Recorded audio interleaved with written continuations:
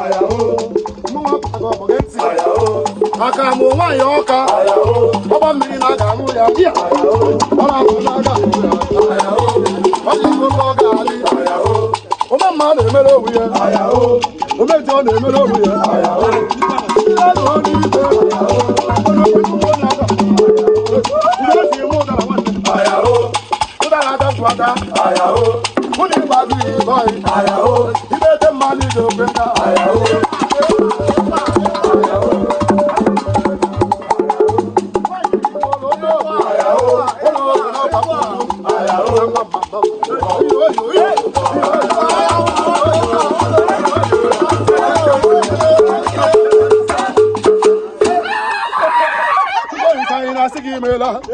Osebolo wa ina sigi mela.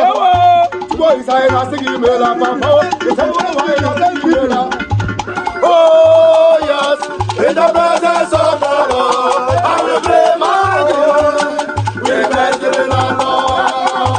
Oh yes, in the presence of the Lord, I will play my game. We bless the Lord.